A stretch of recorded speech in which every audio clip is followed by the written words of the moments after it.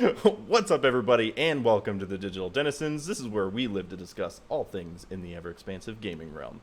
Today is August 13th, episode 41, and I'm your host, Keith Whalen, aka the Gamer Stache.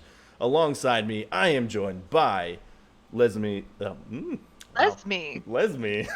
It's me, Lesme. God damn it, I can't fucking talk. Leslie Morales from Sector 7 Item Shop, and... It's not an episode if you haven't fucked up. I look forward to fucking up every episode because I know it's going to happen. Russian roulette, you just never know how it's going to happen or when. And it makes me laugh, so, I mean, there's that too. That's great. I'm so glad you're happy for me. Alongside me, I am also joined by Chadley Paquin from Fanboy And The Snob. How you doing, Hello. man? How you guys doing? Both of you guys. Chadley son. Okay. My daughter just informed me that she has to go poopy. Dude. Oh. I mean, I'm so happy for you that that they let us know when they're gonna shit their pants. Indeed. I hope they keep that. There is a chance I might have to run upstairs and wipe her butt, though. That's all right. You know, it's better than being like, Dad, I already shit myself. And I tried it myself. You would have heard a lot more crying and yelling if that happened. You find a boost year later. Yeah, I get it, man. She did it once, so it's not a fun time. I've been there once or twice. I don't ever want to go there again. No, when you shit yourself as an adult, it has a lot more repercussions. Yeah, no. And Just you're usually think about your life.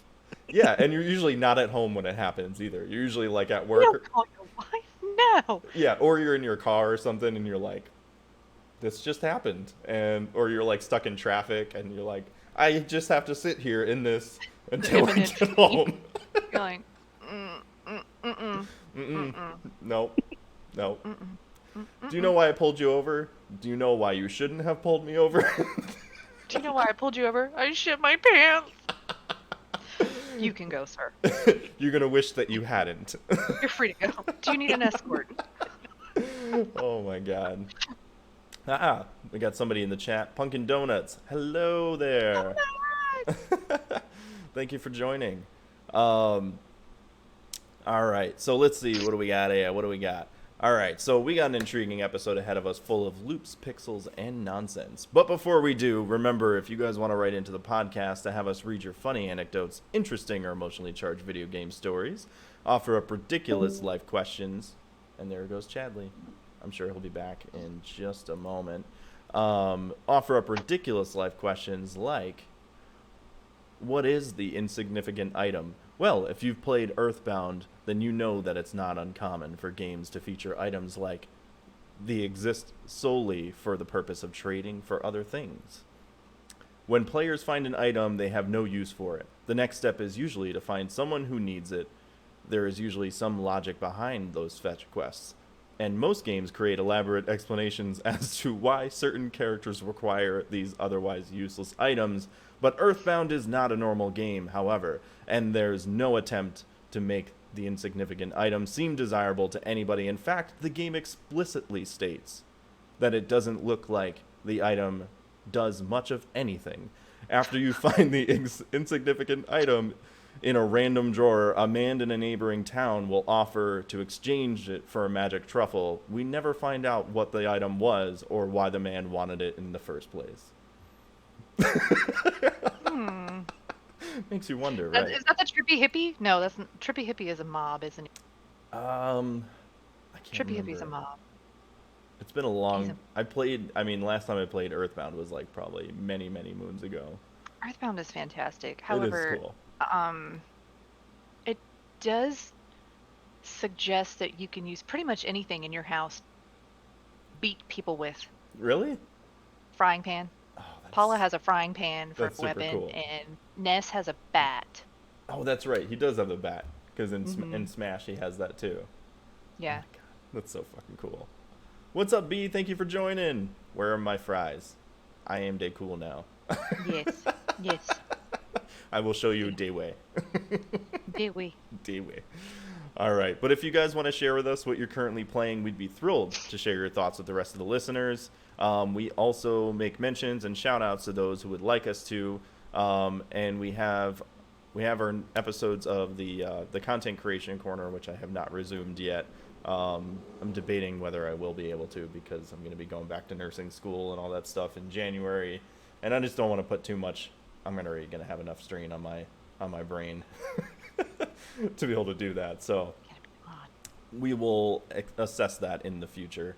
But that basically, those episodes are so we can bring streamers, YouTubers, podcasters, artists on, talented individuals within the gaming industry to show on the show that are like-minded. So we can help people connect with one another into getting started on a channel, project, passion, or anything like that. And this is also in tandem with New Game Plus Network, which Leslie and Chad are also part of.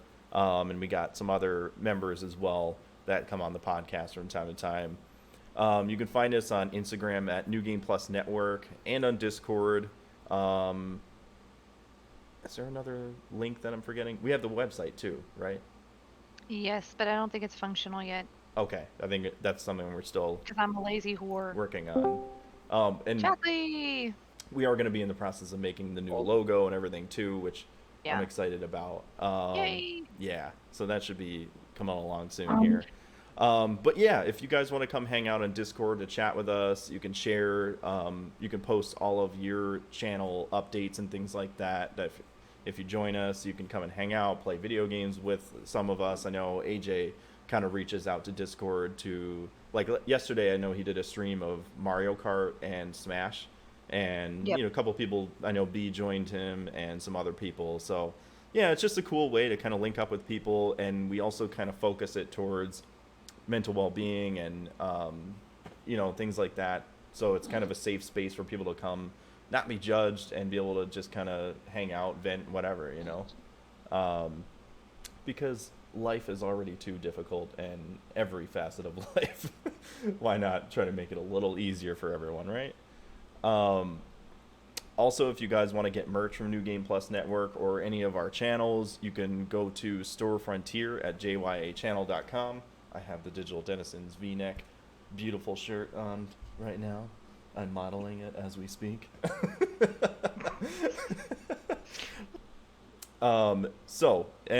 If you're speaking and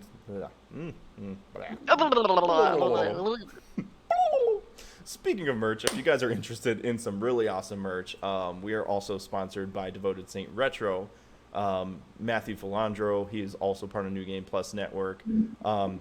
He makes all sorts of art with CNC machine and wood. He does like these really cool marquee lights from the arcade machines, with the art from the art from the arcade. He also does controller stands that have like Are you day LEDs and drunk? everything. No, I wish I was. I haven't. Your day's sober. That's why you're It's fucked water, up. man. Gotcha. It ain't even. It's not even vodka. What's in that water? Is it well water? Probably. There's tequila in my It's well water. Oh shit! Tastes real good. But yeah, you should check him out on Instagram at Devoted Saint Retro and find the shop link. Or you can go straight to devotedsaintretro.com and you can use the discount code, which is devotedsaintretro.com/discount/D10. And this code is good for a one-time use per email. Also, let's see here. Speaking of which, if you want to reach out to us, and you can reach us on Facebook at Digital Denizens or Instagram at Digital_Denizens. And of course, if you have any feedback for us, that is always appreciated and helps us to improve the show. If you're watching the video version of the podcast, you can find the links down below. Let me add Chad's thing there too. Chadley. So before we get into it, Leslie, why don't you tell everybody kind of what you do and how they can reach you? Well, my biography on Facebook says I'm the victor of lifelong aimlessness. I love it. I aspire to be Great. what you are. Nothing. I'm nothing. I do. I aspire to be nothing. Do nothing, and yet I'm always busy. That's right. No, I'm an artist. I do things. I'm self-proclaimed artist. I'm not like famous, do neat shit or anything. You do some awesome shit. Don't I just undersell make yourself. game art. Game art. I don't think I have anything else behind me because I didn't just get back from a convention, but most of my product is like still in bins next to me or in front of me. So, yeah, Awesome. yeah. And where can everybody find your art and everything at? Just go to Instagram at Sector 7 Item Shop. And if you want to see my website, you can click on my link in my bio to take you to my link tree. And you're good. Awesome. Yep. And Chadley, tell everybody what you do. I'm Chad. I have a channel called Fanboy And The Snob with my friend Chris. We will be on Keith's show next week, hopefully, unless he murders himself or me, or we can't be Whoa. on. Murder. Judas. Murder is not the Uh, answer. We talk about movies, video games, comics. We do reviews. We have the podcast where our friend Keith here is our third person. That's right. Third rotating It's a fun chair. channel. The third rotating chair that I'm always in. If you want a very silly, brutally honest podcast, The place to or if be. you like movie reviews, Yes. Fanboy And The Snob. And where can everybody find all of your content at? YouTube, Spotify, Apple Podcasts, Google Podcasts, all those kind of things. I thought you were going to say apple pie. Apple Apple pie, Podcasts, blueberry pie, Podcast. Pumpkin rhubarb pie. I love pie. But subscribe to YouTube. That's where we like to put most of our stuff. Yes. Yeah, that's awesome. And do you still have everything on Spotify? You said Spotify and all that stuff, right? Yeah. Okay, cool. Yep, everything goes up same day, same time as YouTube Awesome. on Spotify and all those. Same Cool. bat time, same bat channel. Sweet. Looks like Riley. looks like we got more people in the chat. Noise, everybody, thank you for joining. I really appreciate the support. Really means a lot. Also, all right.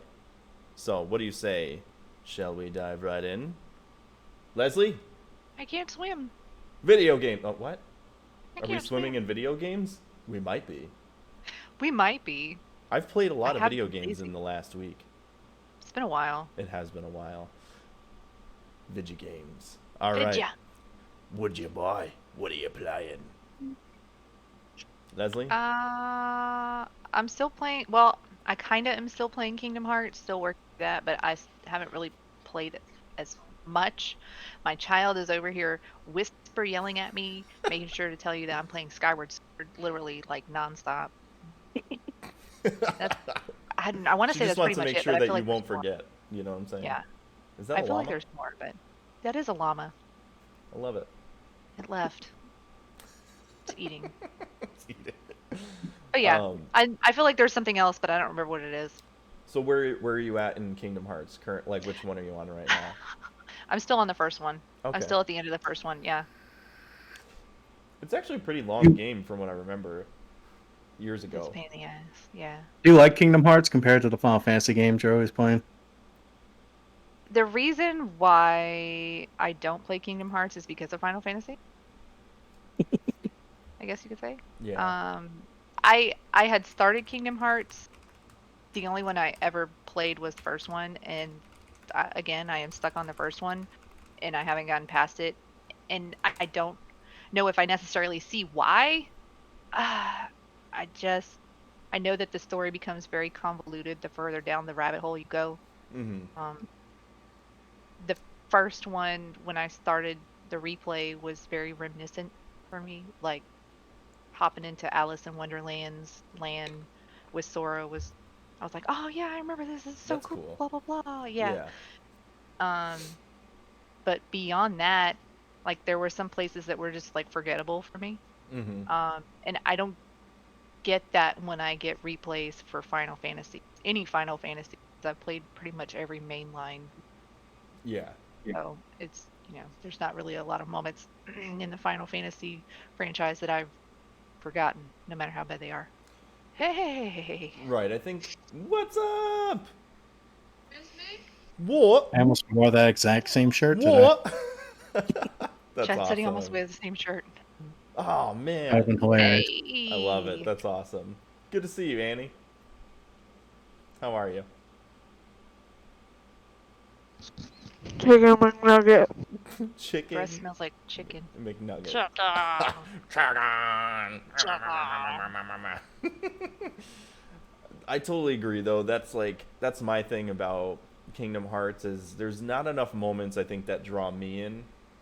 Like it's Yeah. kind of like a little bit of everything, and you're like, that's cool, but it, in my eyes, and I don't, I apologize if I step on anybody's toes for saying this, but it doesn't, for me, it doesn't really do enough great things for it to add up and be like, yes, that is a great game.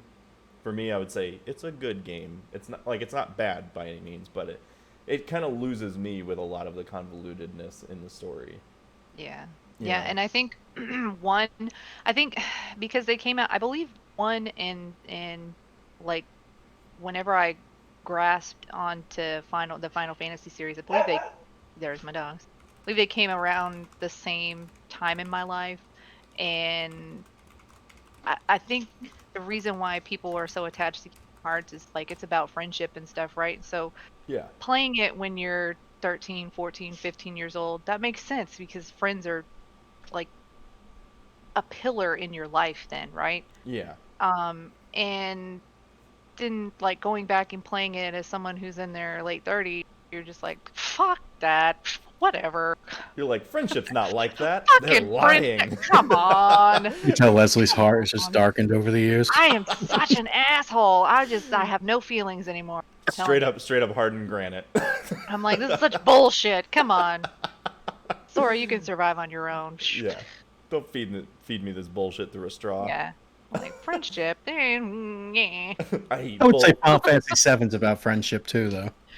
A lot of the Final Fantasy relations circle around friendship and Yeah. just 10 too. relationships in general. Yeah, and 6. 6 is Mhm. about relying on other people, especially Celis's storyline.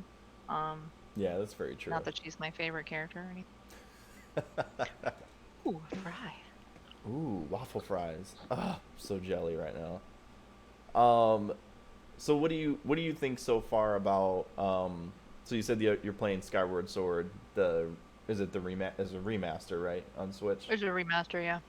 What do you think about that in comparison to the original one? Was on Wii, I think, right? Or- Yes, Yeah. it was on Wii because Yeah. I remember playing Skyward Sword the same time that my best friend's sister was playing Twilight Princess, I believe. Mm, Not that those, I don't know if they did they come around the same time back then? Remember? I don't know. I think so. I feel like I beat it, but then I just got to a point in the Sand Sea where I was like, I don't remember this. Um, so maybe I'm just really old and I don't remember shit. So Or I never beat it. I don't think I ever beat it either. I don't think I did. I feel like I didn't. So do you think, do you think they did enough changes to make it feel like refreshing from the It feels original? the same. So the funny thing with me is like when I was playing games when I was younger, I didn't pay attention to graphics. I was never like big on ooh, the graphics are so good. And then like when remasters Right. came out, like, ooh, the graphics are even better. Like what are the the new upgrade or whatever, like when Final Fantasy 12, the upgrades were like a speed um like a speed mod or something, and where you could fast forward when they were running through stuff, and like some of the OST was changed or upgraded or something, and I never really paid attention to that or the graphics or anything. It feels and plays like the same game, honestly, Okay. So like to me. mechanically it's pretty much the same thing. Yeah, I will say that like They did do some differences with like the sword fighting and stuff, right? Didn't they? yeah, so like what we were talking about, I think a week or so ago in our group chat was like the mechanics of playing on a single controller or like the pro controller versus playing with the actual Joy-Con separated, because Mm-hmm.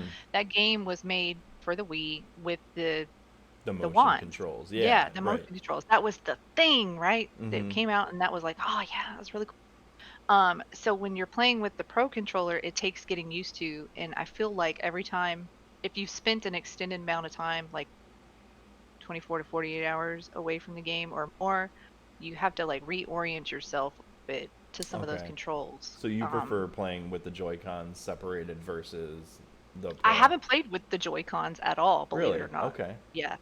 Interesting. But I do remember I would I would think it would be easier with the Joy-Cons, but I'm Mm-hmm. so used to the Pro controller now that it's okay. You know Yeah. what I mean? Yeah.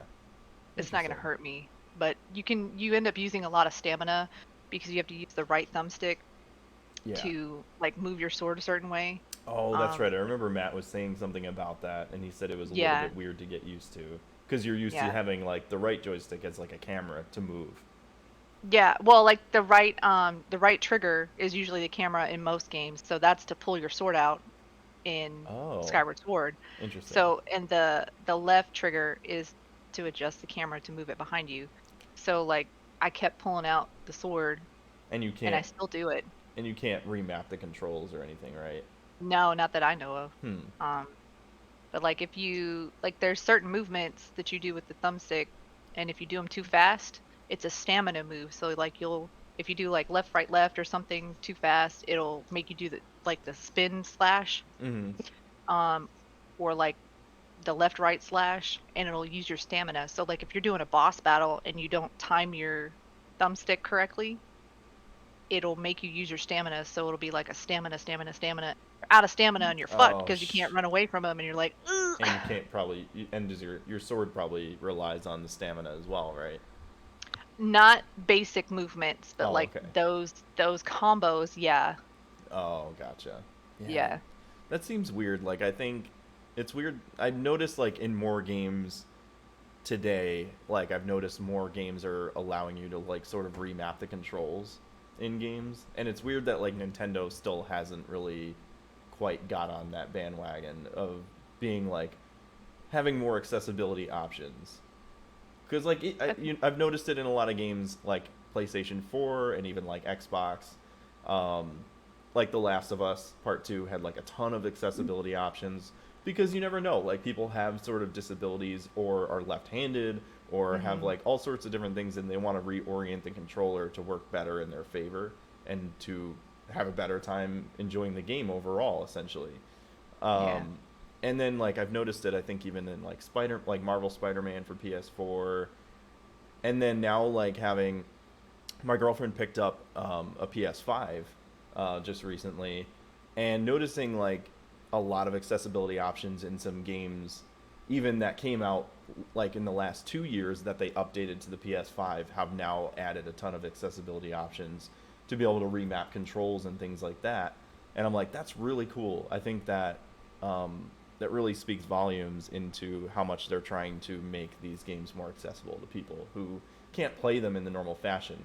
I mean, even like, um, like QuickTime events and things like that. You used to have to like tap your fucking way through everything, Hmm. and you're like, oh, my hand's cramping up. Like people like Hmm. Chadley, he can't even fucking do the taps because his hands are like he's got carpal Hey, tunnel. the 23rd, I'm getting this one done. Noise. Is it They better? called me today. Huh? Is the other one better now that you had that? No, I haven't had any of it yet. I'm getting it Oh, the 23rd. I'm getting this one done. oh, and then they'll do the other one after. Gotcha. I had Um, my old man back shot yesterday. oh, Ugh. I'm sorry. I hope that helps, man. Not so far. Yeah, I'm awful with controllers. Like I'm used to the PlayStation so bad. Whenever I go on any other controller, I'm just garbage for like first half hour. Oh man. yeah, You get used to like B to confirm, and then you have to go and use like what, X or A or something, and you're like, yeah. my kids laugh at me. Annie laughs at me and she's like, "What are you doing?" And I'm like, "Shut up." Listen, I I'm just want to like, get I've like an I've Xbox been on, controller I've that been has on the the PlayStation Switch. layout on it. Yeah. yeah, exactly. But now they have like the QuickTime events. A lot of games now you can change it so you can just hold the button Yeah. when the thing comes up on the screen, and that's easier. Like for people who don't care to actually do all of that, you're like that makes no difference to me.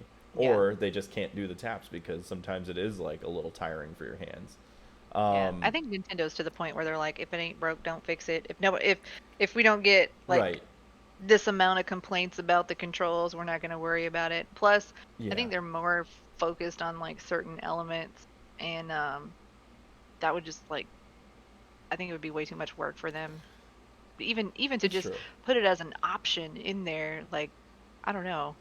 It I don't wouldn't know. take that. I don't think it would take that much just to have that as an option. You know. Yeah. And I get they're very Yeah. old school. They've been doing the, they've been doing it for a long time, and Should be and able to I figure it understand out. that mentality. But I mean, you have to appeal to everybody, and if you want more people to like enjoy your games and stuff like that, I think it's sort of important. But About Yeah, they don't I don't give a really shit. think Nintendo's worried about getting new Nintendo fans doesn't because care. they They no, got have their Nintendo fan World base now. always going to play these games. that's true. Yeah, yeah. I guess I don't know what the solution is then. Just get better at the controller's hands. Yeah, get better, get good. Figure out Um, your life. what have you been playing, Chadley? Oh, well, I'm actually going to be playing, once I finish reading Saga, I'm going to be playing Skyward Sword, hopefully. Nice. Unless something else gets in the way again, like it has for the... How long have I had the Switch now and I still haven't played it? I feel like almost a year. Has it been that long? I feel like it's only been like 6 months, maybe. Maybe. I don't know. But basically, all I play on the Switch is I'm trying to burn through all the old free games on there. Oh Oh yeah. yeah. I mean that's cool too, though. Yeah, of course, Mortal Kombat. Still Nice. trying to be good at that. I can't wait till my hands fix so I can actually, like... Chris is like, all your inputs off by, like, half a second. I'm like, I hate this. You're like, well, my hands are broken. I know. God damn Shut it. up. Then he Um, laughs at me. Such a jerk. What else do I play? I can't remember. I haven't really had time to play video games too much because of somebody. Children. Is that? Yeah. Yeah, I feel you. School's over and now no more school, so summer vacation. That's right, Yeah. man. I've been. When does she go back? Does she? September, When she's is going to school right? kindergarten. September. Wow. I remember when our school started that late.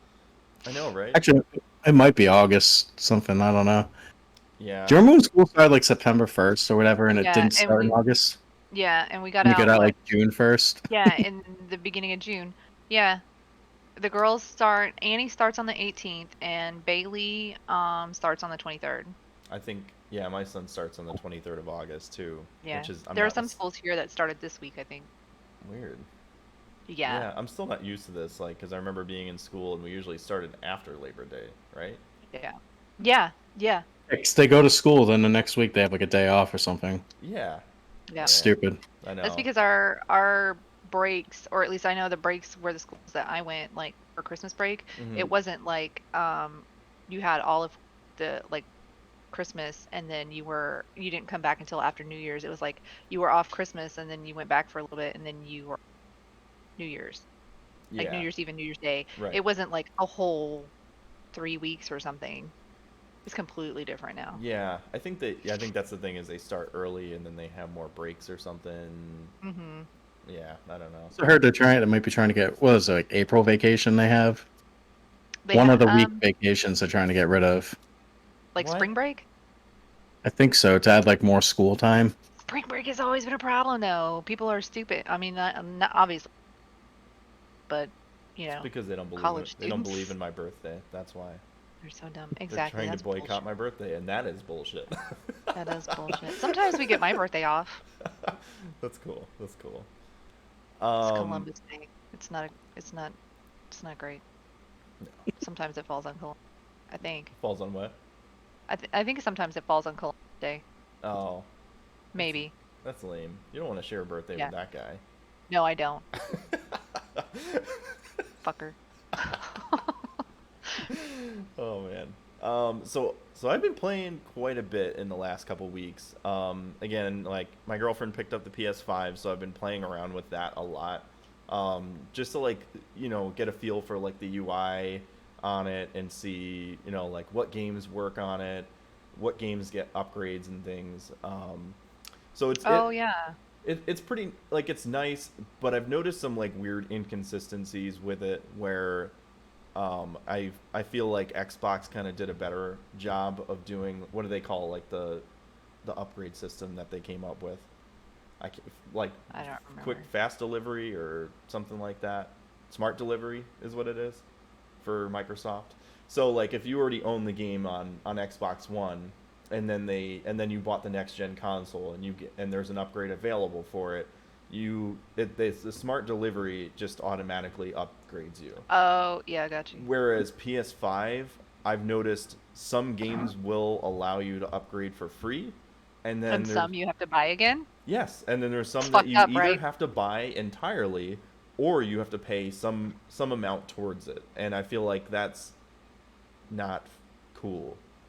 Like for example, like the Spider-Man, Marvel Spider-Man, I own it on PS4, the physical copy, but that I mean, I don't think it really matters whether you have the digital or physical, but if you want because they call it a remastered edition for the Marvel Spider-Man for PS5. So essentially it's like you're getting a new game, but no, you're not. You're just getting the same game except Tom Holland now is playing as Spider-Man, or they just made him look like Tom Holland now from the Yeah, but MCU. don't you get the Who's Miles Tom Holland? Morales with that? So yes, but so all right. So let me say, if you wanted to buy that edition with the Miles Morales and the remastered Spider-Man game, it's like $50 or $60. Oh God.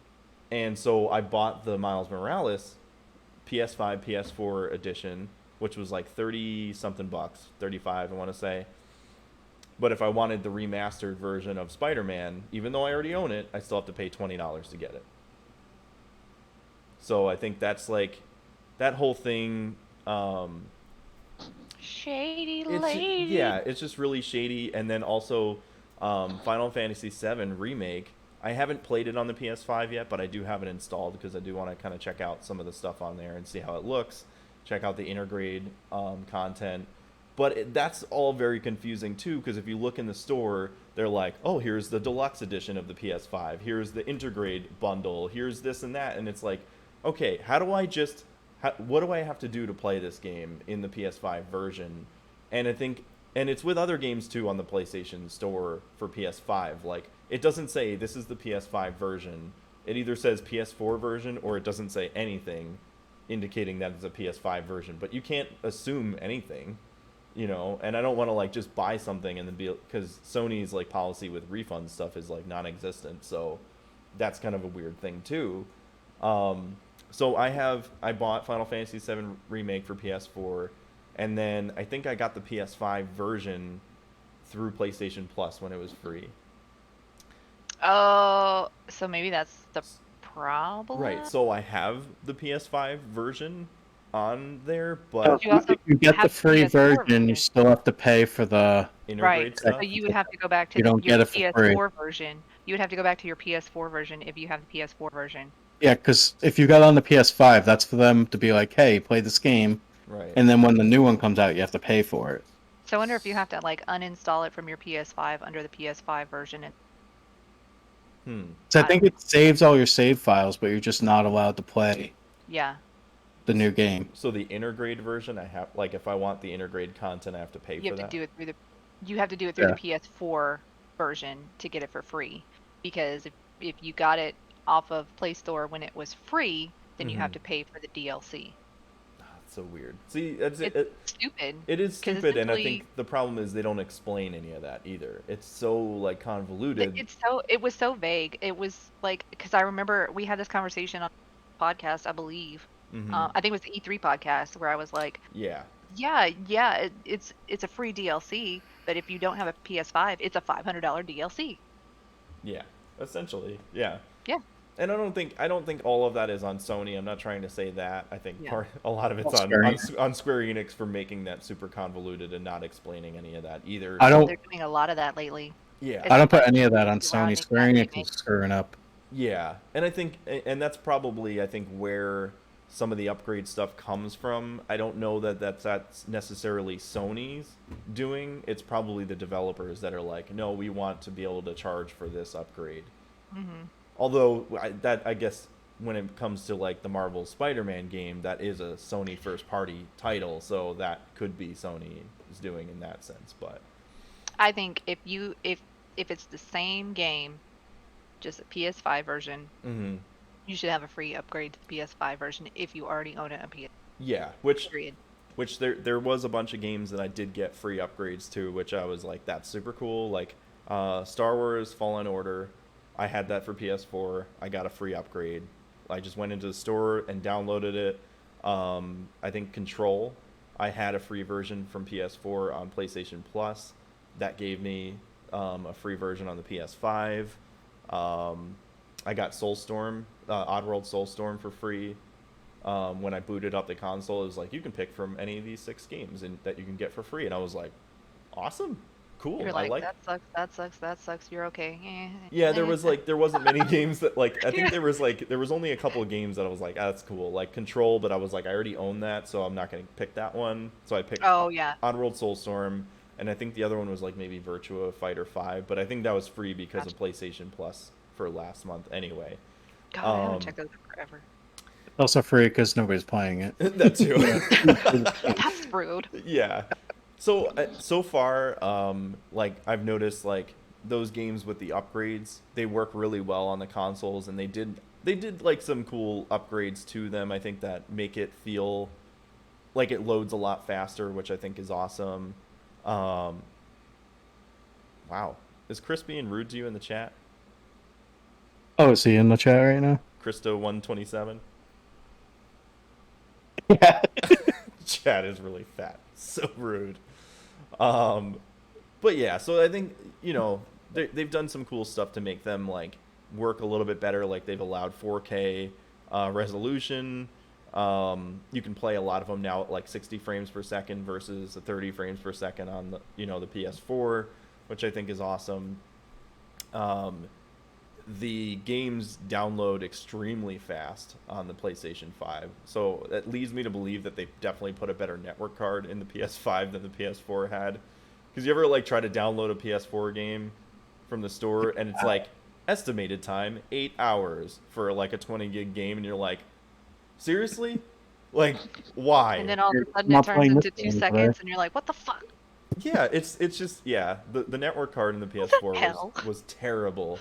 And like I've downloaded 30 gig games on the PS5 within like 15 minutes. And a lot of times it'll download like the playable version, the playable amount of data that you need within like 10 minutes or less. And you're like, "All right, I'm already ready to play." So like I've noticed that is really cool.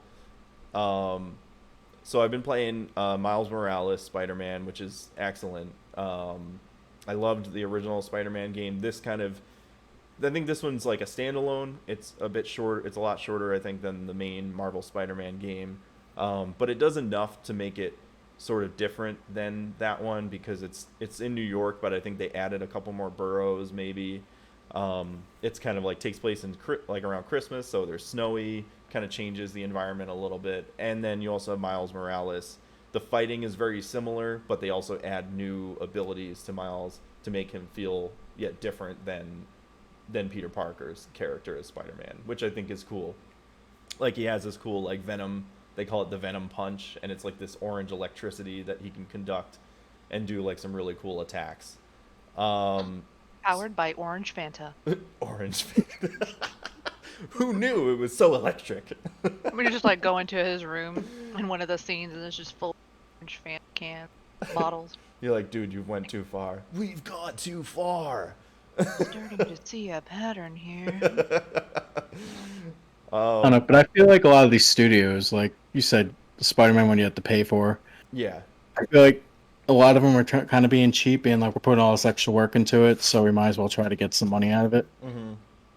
And then when you have Square Enix, they just try to get money out of everything, and they're like, "Hey, sample this game. You're gonna love it, so you're gonna want to buy it again." Yeah. Yeah, the main difference between that is Square Enix sees the cash cow. They Yeah. see the fan base, and they know what you're going to buy. And then the other companies, it's probably a lot of it around the loss from the last year and a Mhm. half, Right. last 18 months or so. And they're trying to recoup as much as they can in any way possible. You know what I'm saying? Yeah. I guess And that they- makes sense in some cases, yeah. Yeah. And I mean, think about how many price increases have we had on games in the past, 25 years? Yeah. Like nothing. Oh yeah. Hardly anything.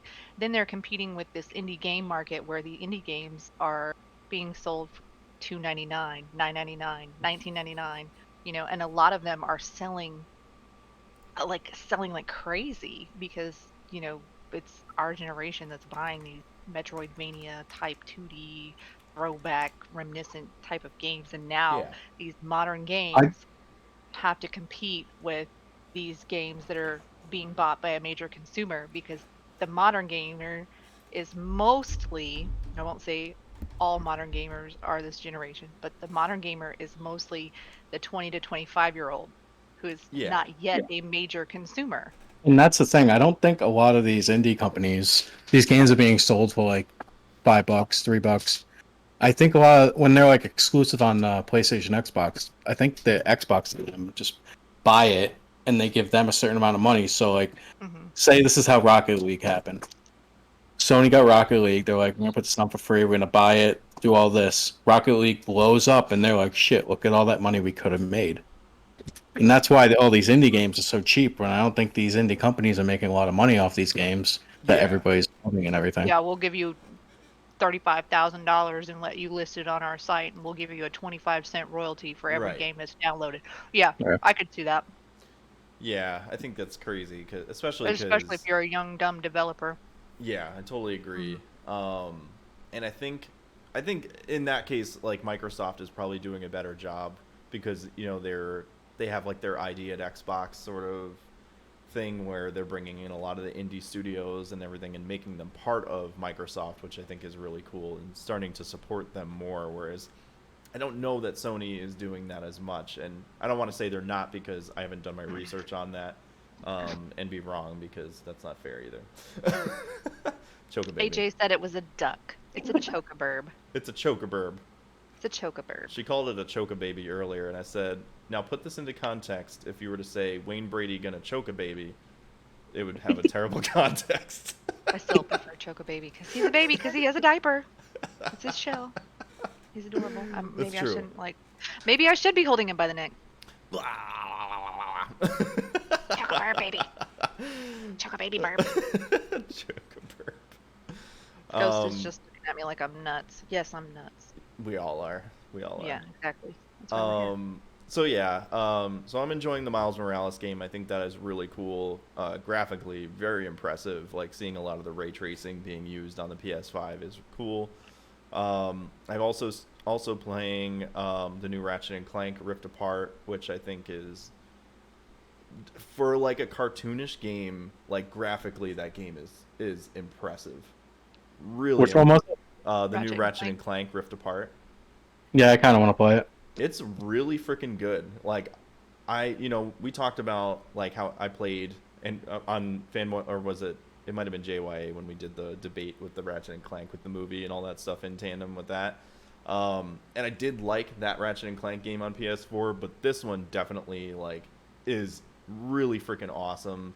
I love their use of like, so it all starts in the beginning. Nefarious steals this like dimension gun from Ratchet and Clank, and then like something happens and the rift gun like goes nuts and starts shooting all these like portal rifts everywhere, and so you start going through like all these different dimensions and everything, and the way how seamless it is going from like one dimension to the next and then incorporating it in between. Like you'll be on like one planet or like in a city or something, and then you'll find one of these rifts and open it and it goes into another level, and how seamless that it loads. Like there's no loading at all.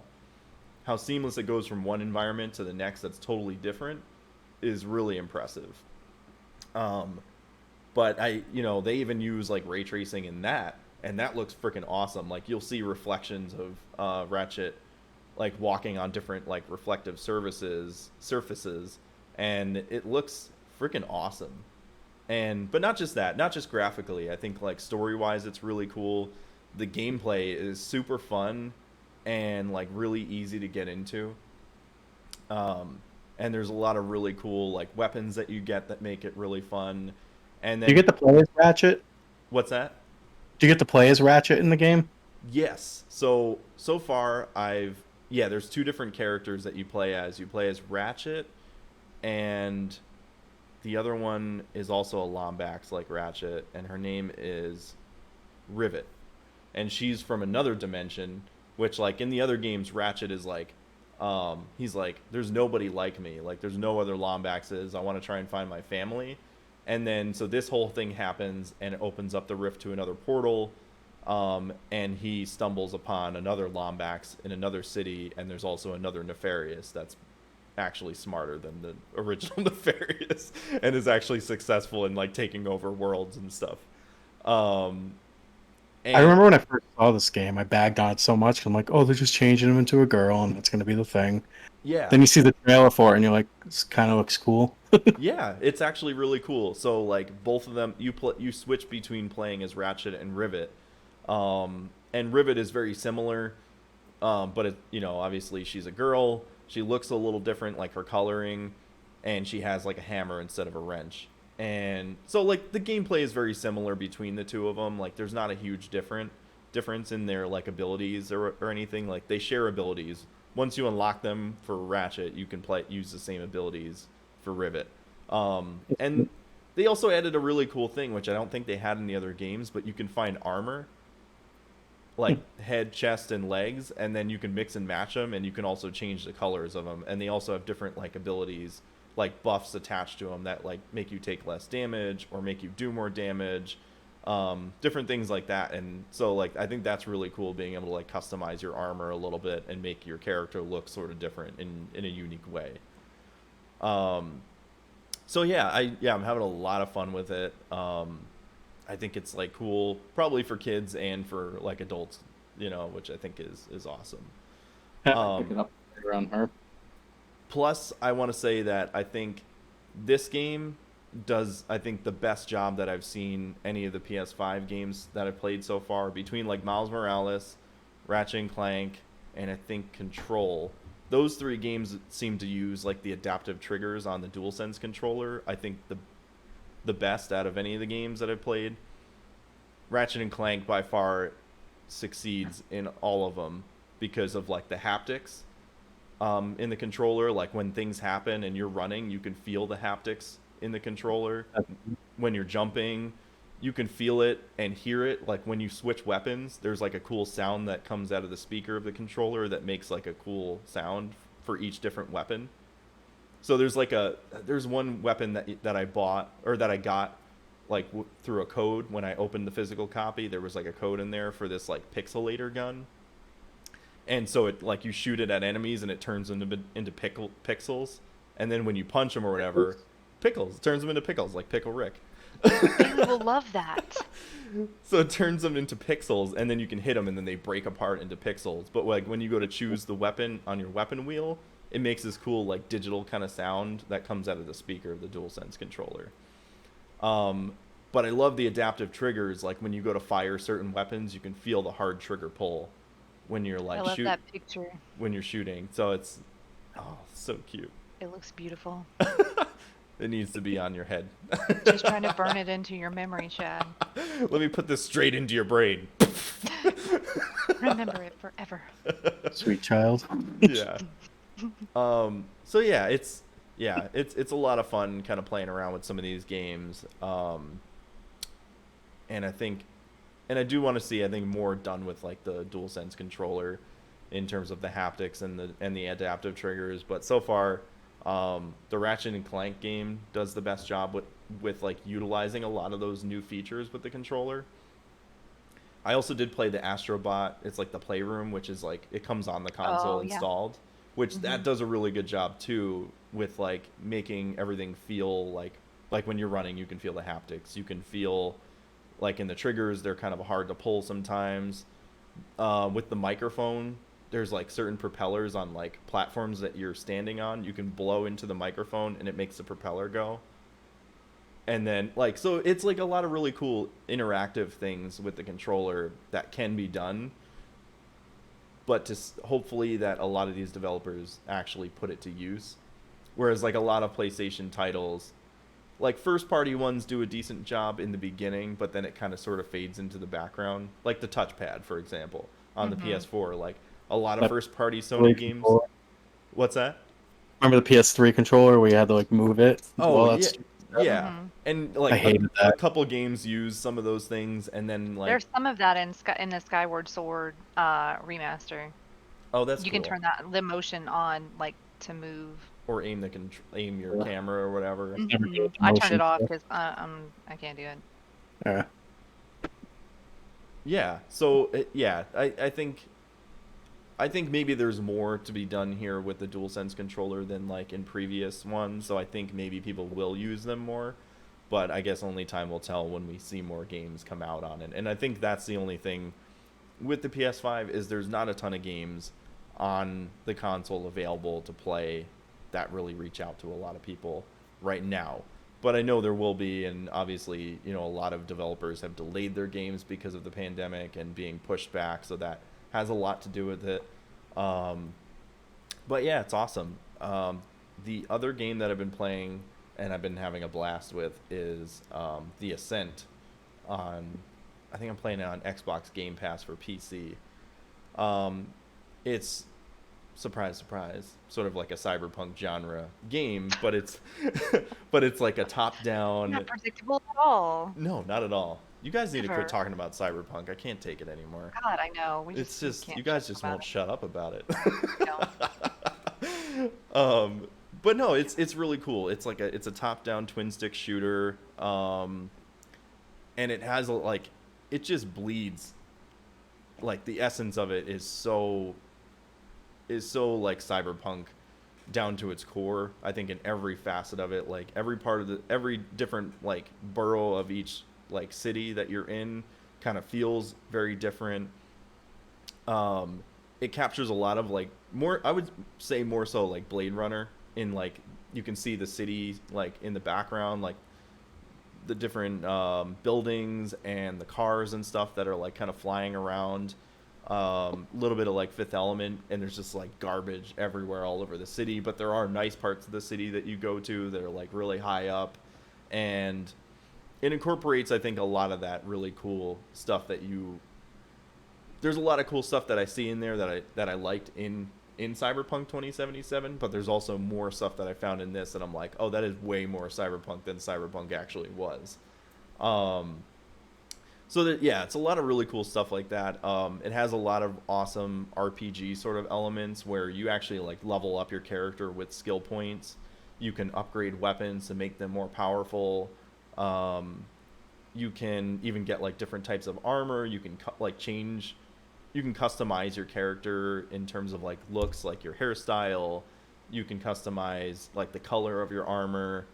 And I think that's really cool because you can kind of be like, oh well, I want to play this as like sort of more of like a net runner where I focus on more of my like hacking abilities and I guess like more of like your digital abilities versus like just using raw power and guns and things like that, which I think is really cool. And Is it on the PS4? It's not on PS4, and I was a little disappointed in that because I think it's an Xbox title. That's probably why. So I am really enjoying it. The gunplay is awesome. You can actually like take cover and blind fire behind cover and shoot at enemies, which is a lot of fun. They've been putting out patches, which I think, as playing last night, I've had a lot less issues with it on Game Pass than I have had in the last week. Because there was like, before playing last night, I was having so many issues with like broken quests. Like you would go there and the quest giver was not there, or like trying to finish it. Cyberpunk 2? Yeah, it's very similar. But I know this is like it's an indie studio and there's only 12 guys working at it, so like I guess I have to put that into retrospect. Like I understand like they can only do so much. But at the same time, like they probably could have delayed it just a little bit just to polish some of that stuff out. And it would have been like a better experience, I think, for everybody. But I think also a lot of people have had less issues on Steam and the consoles versus playing it on Game Pass. That's always the case, isn't it? And I guess I was Always. reading an interview, they were saying like they're basically two separate versions, and they've had to make patches specifically for each version. So I think that kind of is a bit of the issue with Game Pass, is that their infrastructure is built differently than the way Steam is.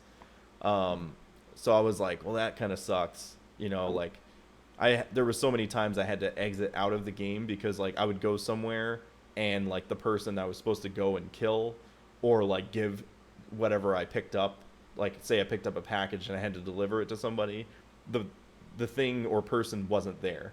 and I would have to exit out of the game and go back in and go back to that location and see if it fixed it. In some cases it did, and other cases like there's still a couple quests that I can't finish because the person's not there. And so like that kind of like took away from some of the fun of enjoying the game because of some of things like that.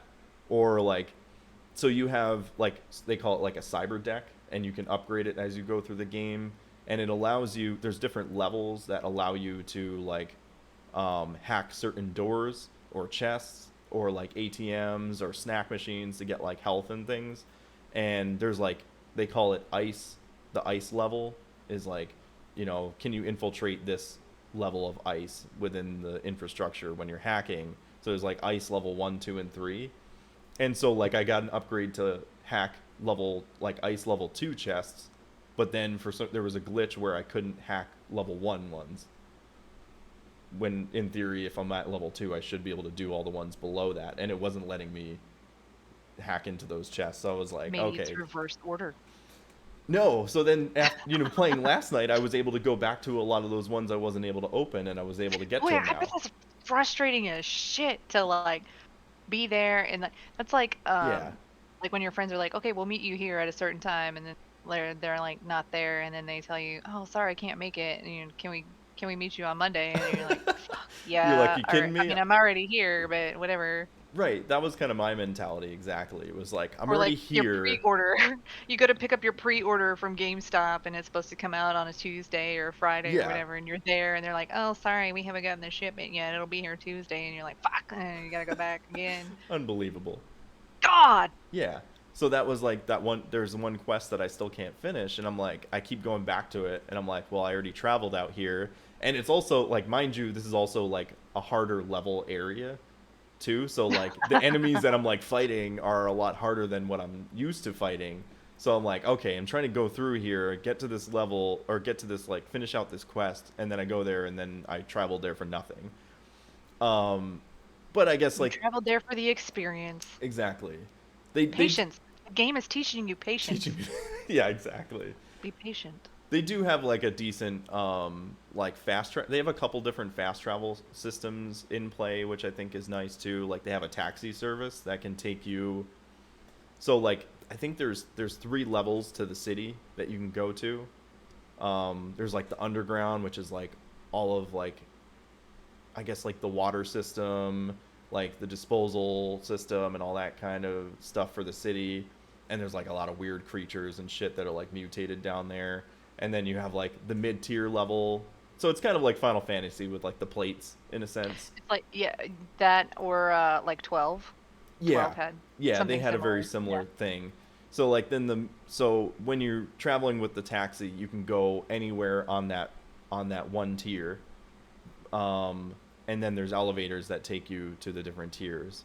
And then there's also a metro station that takes you around too.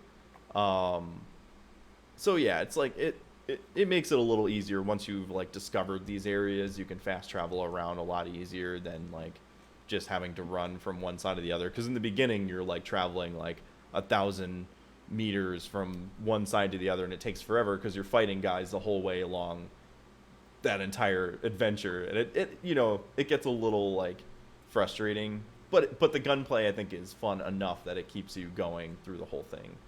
And you're like, well, do I fast travel or do I take the journey and be like, oh, I could find some really unique weapons that they drop, or find armor along the way, or different upgrades and stuff, or chests that you might unlock different you get like they're like upgrade modules that you can use towards weapons. And so there's like basic components, advanced components, and then superior components, which allow you to upgrade these weapons along the way. So again, like it is a really awesome game. It was a little bit of a struggle dealing with some of these like glitches and things and whatnot, but I think I didn't have to actually exit out of the game once last night playing it. So I think that speaks volumes in saying that they did probably fix a lot of these issues with some of the most recent patches. So that is good to see. Yeah. Yeah. So, yeah, I've had a lot. That means their community is at least like reporting everything that they. Yeah, and it seems like they're like taking a lot of the feedback, into account. So I think that's awesome. Yeah. I mean, I've been playing a lot of games lately, which is not usually the case. I know. I know. We've had such a I guess a lapse because we've all been so busy Mhm. between this cast and the last one that if we hadn't played any games, we'd probably be in trouble. I know we wouldn't have anything to We would talk have about. nothing to talk about. Be like, Ama- you want to record today? Well, I haven't really played anything. Amazon package tracker. That's what I'm saying. See, I didn't have any smart ass answers today, even though I have been playing Amazon Package Tracker because it's school season. But you know, You're like I school have smart ass supplies. answers. That's not really exciting. I had real answers today. Real. Chadley too, man. I'm impressed. Chadley had real answers too. I'm so proud That of was you. real answers. So impressed. Let's see. I can't wait till she goes back to school though, because then I can actually play video games again. Yeah, I know that's gonna be nice because I mean, so my son has the PS4. He's got my old PS4, so he usually plays on that. So it's not usually a matter of like, oh, I can't play because he's playing or whatever, which is good. But you know, I feel like he's always here and he's not at school. So when I'm not at work or whatever, he's like, let's play a game together, and I'm like, I just want to play a game. Yeah, that's like me driving in the car. I'm like, that is my sanctuary, and they're like, can I get? Yeah, exactly. And you don't know. want to tell them no. Like, that's your kid. My girlfriend eggs me on with that too. I'm like, all right, I'm going somewhere, and she's always like, hey Riley, you want to go with your dad? I'm like, you knew what you Damn did. you. It's because she's with her all the time, huh? Yeah, exactly. Yeah. That makes sense. Yeah. I just want to roll my windows down and put my music at full blast and blow my speakers, okay? I don't need to listen to you guys talk. I just want to listen to music. Yeah. I don't want to Um, hurt your hearing. I just want to go deaf before you hit the bad teenage years, okay? That's what I'm trying to do I'll here. learn sign language. It's fine. I don't need to hear your voice. I won't even do that. I'll be like, you can write me a note. Yeah, I'll just read it and not respond.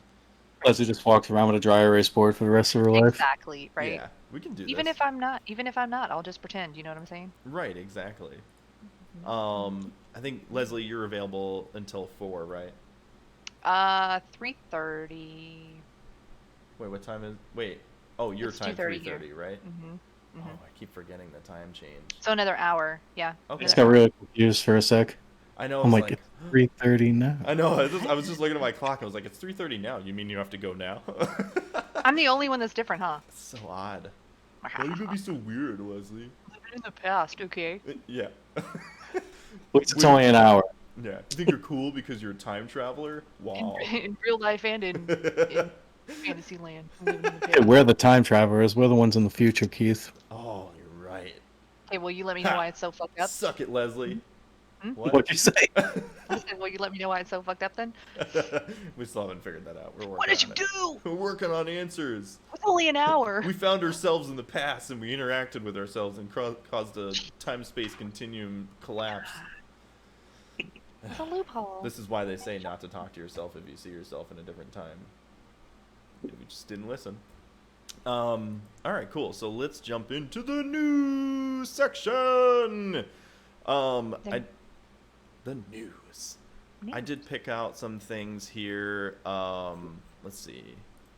What do we got? I found this article about this game called the Wayward Realms. It's a grand open world RPG from some developers that I guess used to work on Elder Scrolls games. So it looks like it's, let me see here. It's dubbed had the me until Grand Elder RPG. What's that? Said you had me until Elder Scrolls. I know. Well, I mean, I'm not big on Elder. there's a lot of good things about Elder Scrolls, but at the same time, like, it's under Bethesda, so that's why it's not always great. I still never played it. What, Skyrim? Yeah, Or any of them. me either. It's such a vast universe, isn't it? It's huge, right? Yeah, I mean, like, so each Elder Scrolls game takes place in a different realm. Or not a different realm, but, like, I guess, what am I trying to say? Like, a different part of that world. Well, I think that's what they call them, like medieval times, like the realms of the earth and all that. Okay, so, yeah, that makes sense. So, like, kind of like Mordor, there's, like, different realms within the world. And so the different Elder Scrolls games take place in these different realms. Like, Elder Scrolls Skyrim takes place in Skyrim. Then there was Morrowind, Oblivion. Oh, okay, gotcha. What is it? I get it. Daggerfall was the original one, I think. Um, so I mean, they're You're still asking- open world, and they still are huge open world games, and there's so much like packed into those games. Just like Fallout. I mean, Fallout games under Bethesda are also huge like that too. And you gotta have the you gotta have the penchant to be able to like, do I really want to play it? Is this up your alley? Like, do you really want to play a huge open world game that takes fucking hundreds of hours to complete to its entirety? No? Yeah. Okay, then probably not. Pretty good. Yeah, so like I do enjoy them. I did play Skyrim. I did play Morrowind and Oblivion. Have I ever finished any of them? Probably not. No. Like I think the only one I think I might have finished was Morrowind on like original Xbox or PC. Skyrim is just like there was way too much, and I always get like with Bethesda games, I always just get way too bored before I get anywhere near the end. Like I lose track of like. I think that's their problem with like storytelling, is that like there's not enough to like keep you motivated.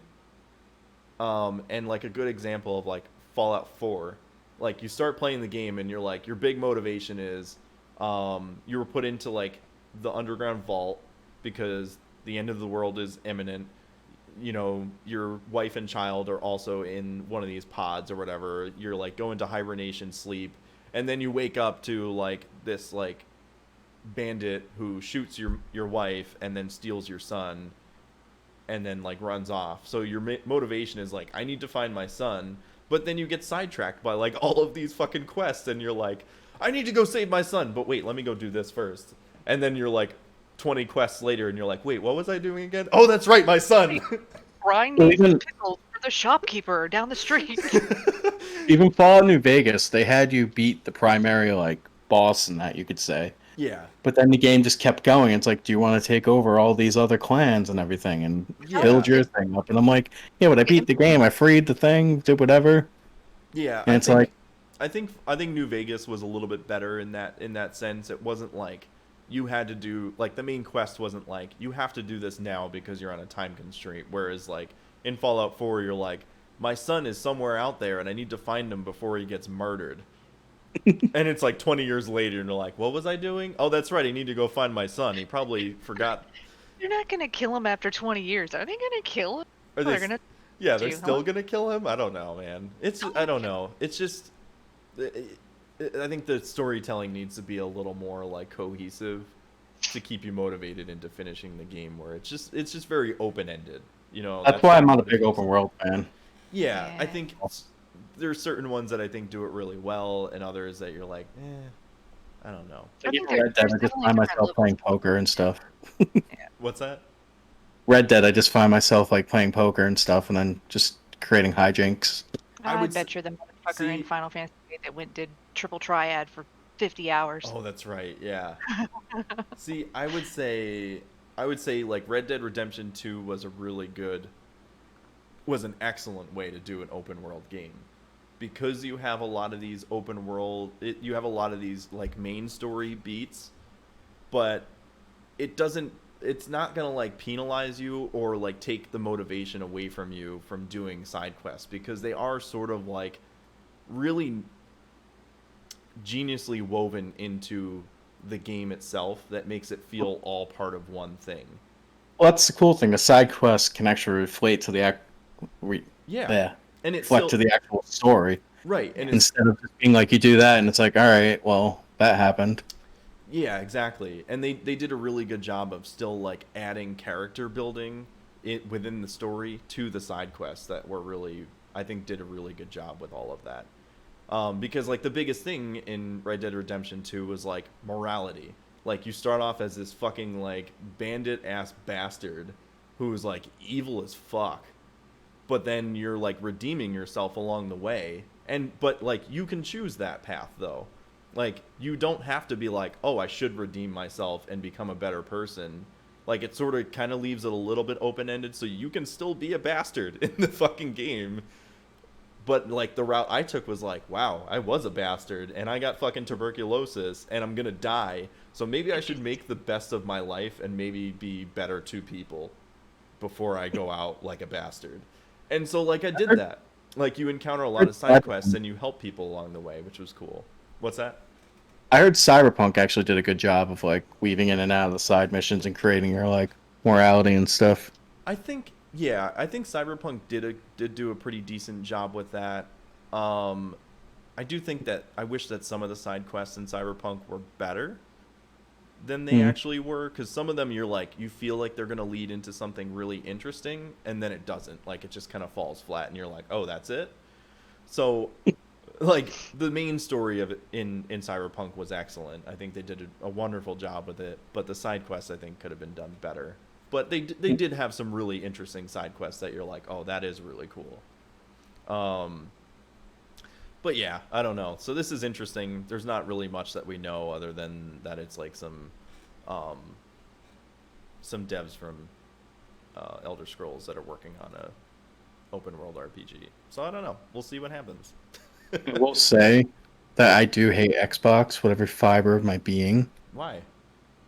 I don't know, just because. Just But I you're a fanboy. I do think that the next Fallout will probably be a lot better compared to 76, with Xbox looking over their shoulder, being like, "Hey, Yeah. what are you doing?" I totally agree with that, because if Microsoft hadn't acquired Bethesda and ZeniMax Studios, I don't think that they would have upgraded their engine, which they have now done with Starfield, I believe. Because like in years past, like starting with Oblivion on PC and original Xbox, they were using the Embryo engine, and then from there on, like for the last what was that, like 20 years ago that Oblivion was made, and they literally kept building on that same flawed engine over the years, and it just didn't get better because the foundation of that engine was fucking garbage. If it ain't broke, don't fix it. But if it's broken, also don't fix it. But if it's broke, keep using it. That's Yeah. right. That goes back to the conversation we were having pre-show, where it's like, this is the way we've always done it. Yeah. We don't need to change it. Right. But that's Why been change it? that's been such a problem though, because like in previous years, like especially with Fallout 4, that was a huge thing, was like the game had so many issues. I think like when I played Fallout 4 on PC when it came out, I had like almost 100 mods in that game just to make it run the way it should and the way that I wanted it to play, because there were so many broken things in that game. It's crazy.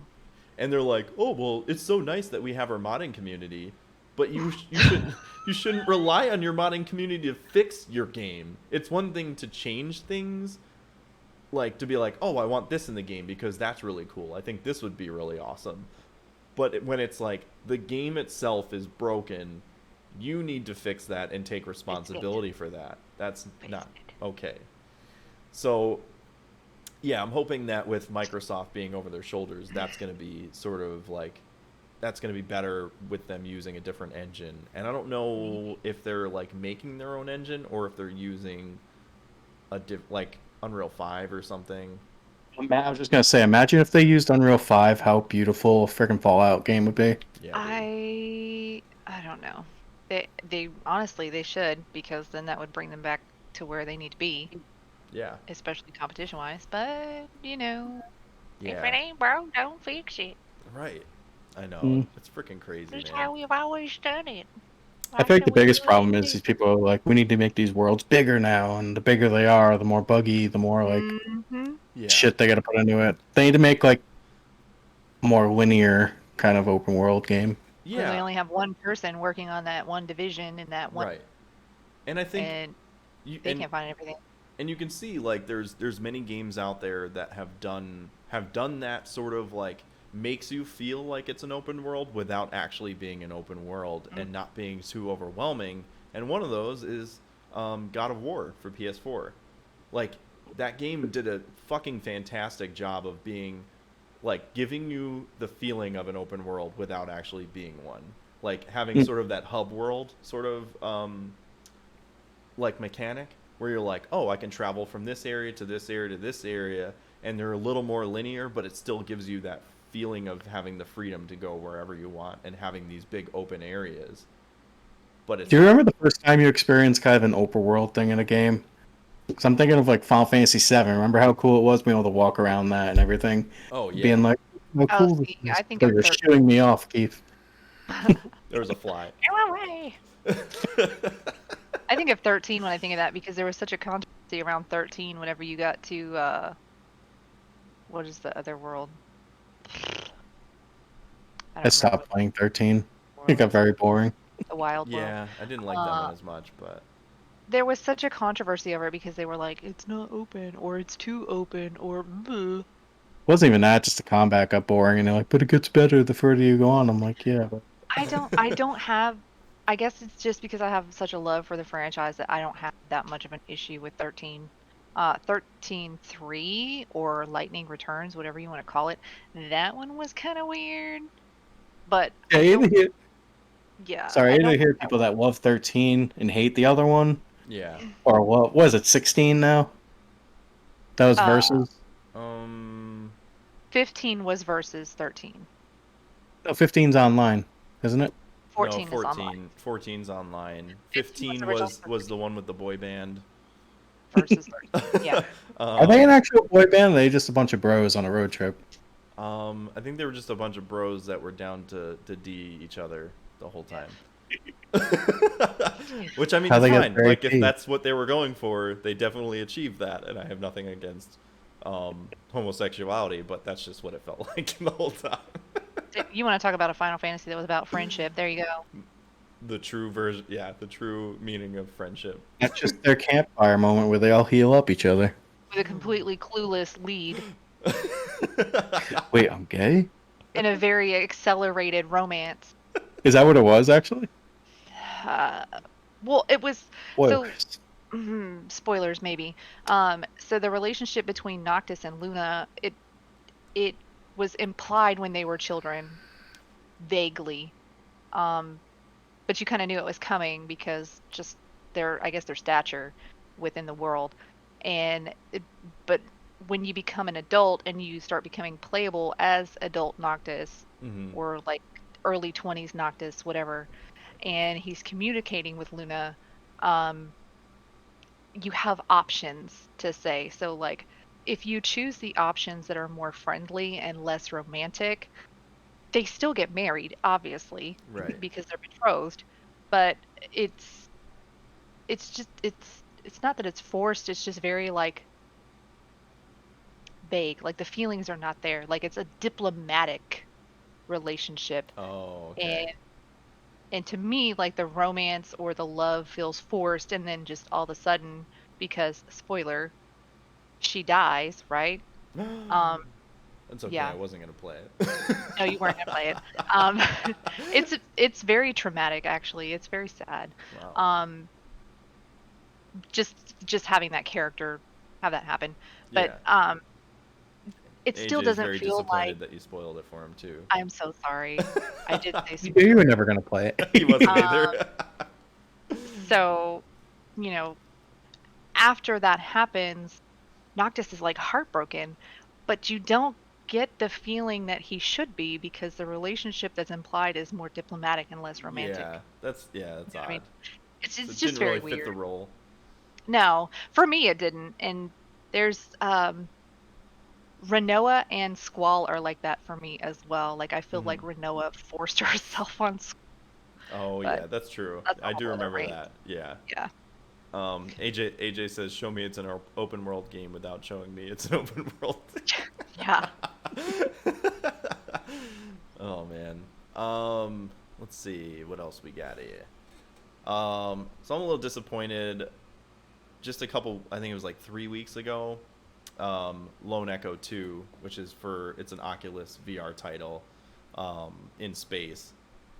One of my favorite. Lone Echo 1 was like one of my favorite VR games, like jumping into VR for the first time.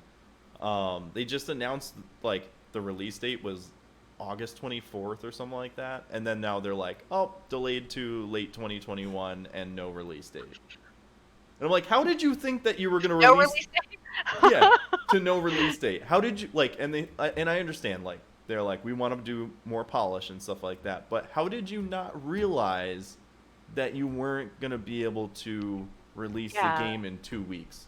How do you not know that you're that far behind that you're going to announce it now with no release date? If you're that far behind, you should have. But a week ago, you were pretty sure you were going to be able to release it in 2 weeks? How does that make any sense? Just not at all. Like, It also might have been like the studio and everything being like, wait till the very last minute you can to delay it, then delay it and don't tell them. So they could be like, hey, here it is now, coming out in like 2 days. I wonder if it has anything Yeah. to do with like publicity. The reason why they wait so long for some of these announcements, because think about, like, they're supposed to have publicity around these release dates, right? So the longer they wait, the more people are going to be talking about it. So if you axe it the closer to its release date, they're going to be talking about it even more. If you Yeah. axe it months ahead of time, they'll talk about it then, but then come it the kind of release dies date, down a little bit. right? Come Yeah. August 24th, they're not going to be talking about it anymore, you know? You're right. I think, yeah, that probably has something to do with it too. Is they want to keep people's interest revolving Longer, around maybe? it, no matter whether it's bad publicity or good publicity. Yeah. That actually makes a lot of sense. Yeah, I'm just so disappointed. Like, I really was looking forward to playing that because they do a really good job with like storytelling in a VR game, like the physics of feeling like you're floating in like a spaceship and pulling yourself with the momentum. All of that is so fucking unique. Yeah. And I've never had like an experience like that game before. So that's unfortunate. But yeah, hopefully we hear something soon that it's going to be coming out. I mean, we're not that far from the end of the year anyway, so it's not like a huge deal, but still a little disappointing. Let's see. So it looks like I know. Must apologize. I need to go. Huh? I need to go. The baby is awakening. Oh, Baby okay. is- All right. Well, thank you for Long stopping by, after that, Chadley. Bye. Bye, guys. Thanks for having me on. Yeah, Sorry no I got to go. No, you're good, man. Have a good one, man. Catch you later. Bye. Bye. All right. Well, I guess this makes sense because Chadley hates Xbox, so this is Xbox news. Yeah. Was it Xbox or was it really Finn? He lied to us. Suspicions. That son of a bitch. So it looks like Xbox is testing some multiple new features on the console and PC, and it looks like they're bringing Xbox cloud gaming to Windows PC via the Xbox app, which I think is really cool because I think they're sort of testing a lot of that on the consoles, and it's cool to see that that's coming to PC as well. And I mean, that's really awesome because if you don't have a really good gaming PC to play some of these newer games on, or you don't have an Xbox console, maybe you have just a mediocre PC, but you have really good internet, then you can kind of cloud stream some of these games. And I know there's been like rumors about like the cloud gaming for Xbox coming to Switch possibly in the near future. So I think like this is a lot of interesting stuff kind of surrounding this. And then you also have on the other spectrum is the new Steam Deck, which I wanted to talk about a little bit too, which is, so, you know, people are like, oh, it's the new Switch killer. It's not. It's totally, it's similar. Yes, like it's a similar idea. But overall, I think what like Steam is sort of aiming the deck to being is people who don't have the money to build a PC, the money or the want to build a PC, but they want to play PC games at like a console consumer level. Yeah. Which I think is actually really cool. And I was sort of against it in the beginning because I was like, oh, I don't know. This is kind of similar to like the Steam machines they did years ago. But now I'm kind of like, I kind of want to try it. And like seeing some of the hands-on reviews of it, like this is actually really cool because like being a PC owner, like to play all my games, I think it would be really awesome to be able to have one to travel with and be like, I can literally take my Steam library anywhere But then also, say I go over to a friend's house or something, and I want to be able to bring my PC, but I don't want to bring my PC. I could bring this and the dock and plug it into their TV. Yeah, this is the handheld system that they keep advertising and showing side by side with this, right? Yeah. Like for comparison. Yeah, and Yeah. so it's actually quite a bit bigger than the Switch. I saw that. I think they had Yeah. like the Switch stacked on top of it or something. Yeah, it's like a good 2 or 3 inches longer, and it's a little bit thicker. And from what like some of the reviewers were saying that I read about, they're actually saying it's more comfortable than the Switch because it's got like better grips on the back. So they're like, Yeah. yeah, Well, see, and the thing is you can add stuff to the Switch to make it that's true. like that. Yeah. But Yeah, because I have that thing you can slide the Joy-Cons on. And, Yeah, and that is it's definitely got more multiple- comfortable. Yeah, it's more contoured, more ergonomic. I usually play, like if I'm playing on the TV, I usually use that to play with Yeah. because it is a little uncomfortable to hold for this, like just playing in handheld it's mode for long weird. periods of time. And like Yeah. the joysticks are a little smaller for me, so like that's not always great for long term.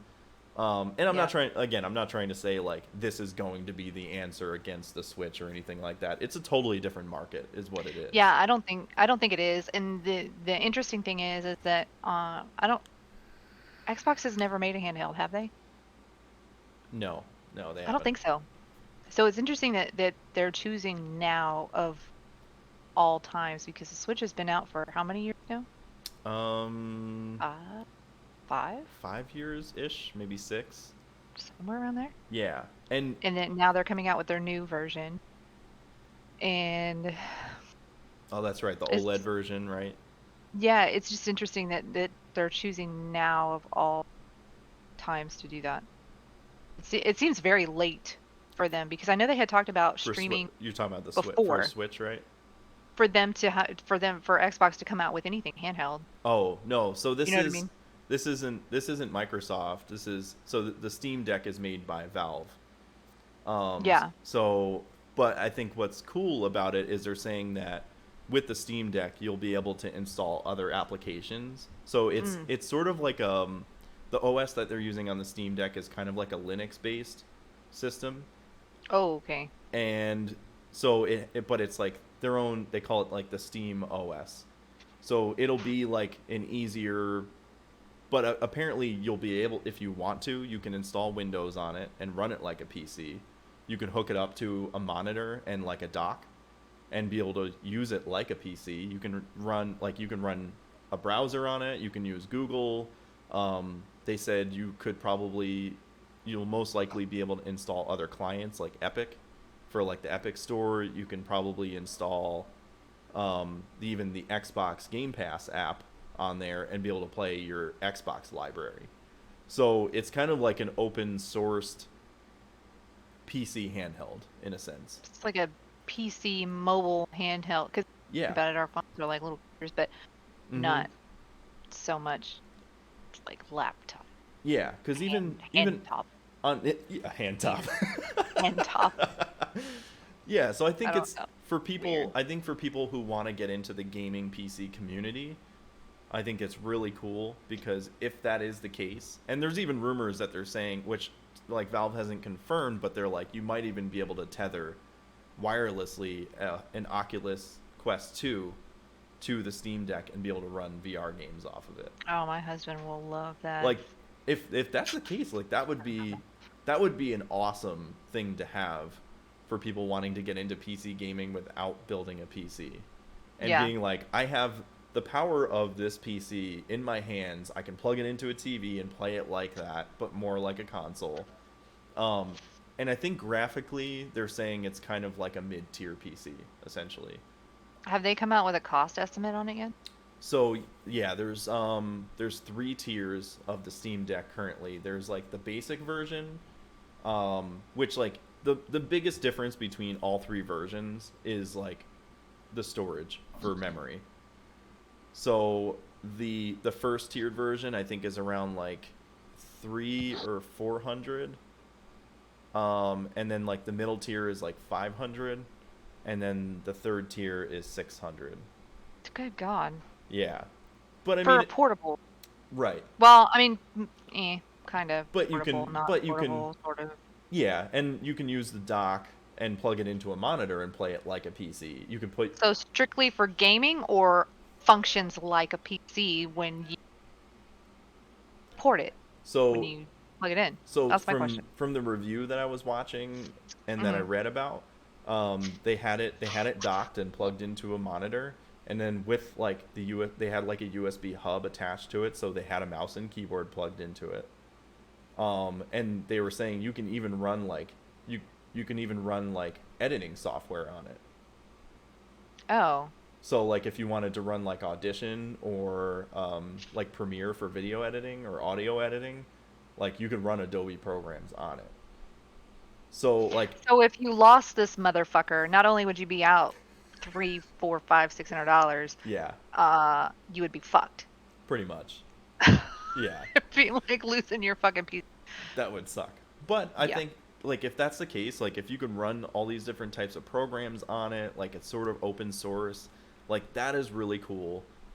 Especially if you're like say you work at home or something and you have like your main PC in the room, like in your office or something, but you're like, oh, I want to work on some of this stuff, but I'm going to do it down in the living room because it's more convenient. Then you can plug it into the So dock. how excessive is too excessive? You have a desktop, a laptop, a, And a Steam uh, Deck.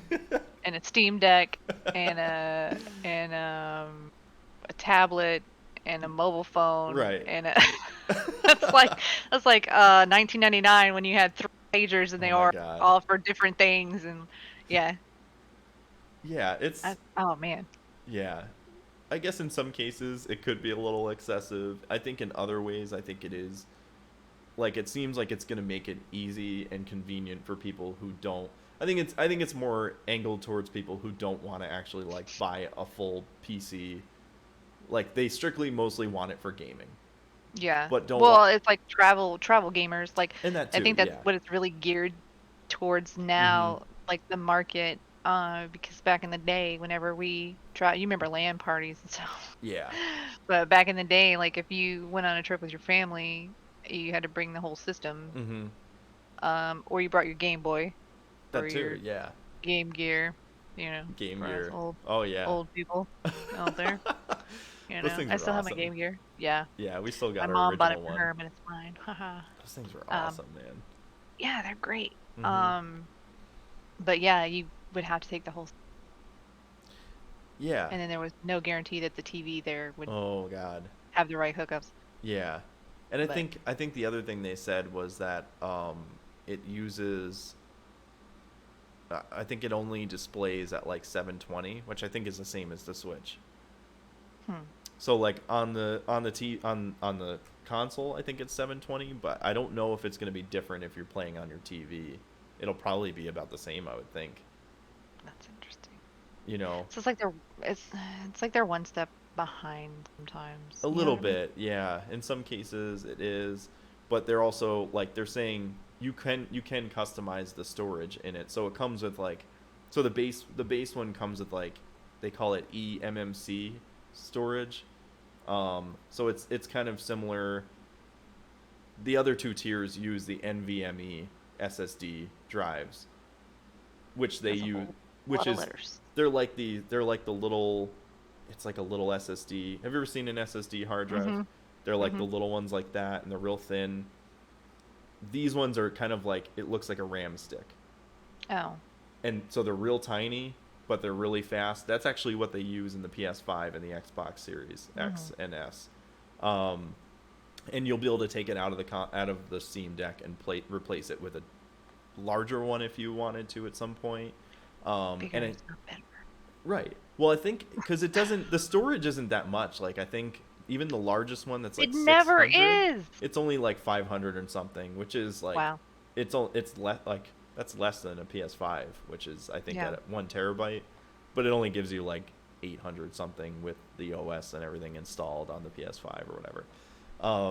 But I think that's cool. They're kind of aiming more towards like customizability, being able to Mhm. replace your SSD. I think they talked about being able to take the Steam Deck apart and be able to like replace other parts with Yeah, so gearing it customization. more towards like a mini PC.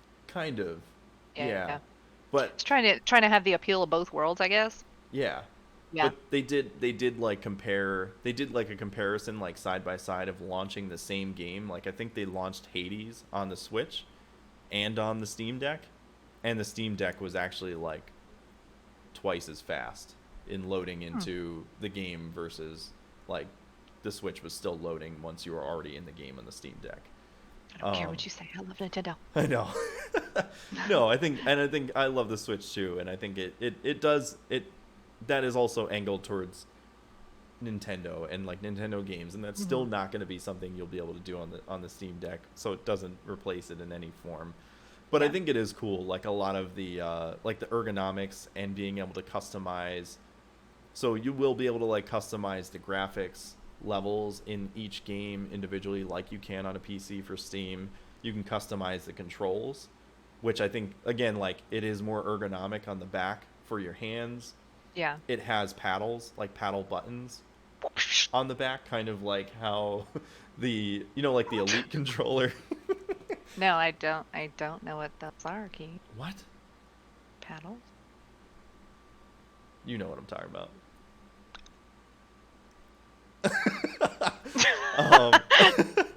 Which like, so I have the oh motherfucker. So I have the Elite controller for Xbox. Yeah. And so like you can put the different Oh, gotcha. Yeah, you can put the different Gotcha. paddles in the back, and then you can map different buttons to these. So that way you're never having to take your hands off the sticks at all. Huh. So like I think that's cool. They have those buttons on the back. They said the triggers. Sounds disturbing and fascinating. Right? I know. What are you gonna do with those paddles, huh? I'm gonna play my game. Sounds dangerous. That's how I got carpal tunnel. Which like now that I've used that, like I can't go back to using the shoulder Ricky Bobby. buttons. Yeah, I Ricky don't know Bobby. what to do with my hands. What am I doing with my hands? I don't know. I don't know. I don't know. I don't know what to do with my hands. Oh my god. I gotta love that movie. I can't do it. Yeah, so I think there's a lot of cool customizability. Like the triggers they said feel really nice. Yeah, so I think there's a lot of cool stuff to take away from it. And I'm curious. I think like they were saying the battery, like they only got to play for like an hour and a half or something like that when they tested it. And it's not a final build, so I'm sure like they're saying I think playing like an indie title or something like that, you could probably play up to like 6 or 8 hours or something like that. But on maybe some more intensive games that are, like not an indie title like Hades, it might be 4 hours or something like that, So I think they're still working out issues with like the battery and stuff. So, and I think it's set to launch the first wave from people who pre-ordered like end of this year or something like that. But a lot of people got pushed to like first quarter of next year. I don't doubt it. Yeah, so There's still a lot of pushing of everything going on. yeah, exactly. So I think what I was leading to was like I think it's really cool that Xbox is testing a lot of these like cloud stuff. Yeah. And being able to use this because because you'll be able to do cloud gaming on, I mean, you can already do like remote play in a sense on your Android phone from your PC, which I think is cool. And if they're starting to do cloud gaming, if you could do that on your Android phone, you could do it on a Steam Deck, you can do it on your PC, you can do it on the console. I think that's really cool, not having to actually install the game itself and just be able to play off of your internet or wherever you are. Yeah. So I think that's really cool.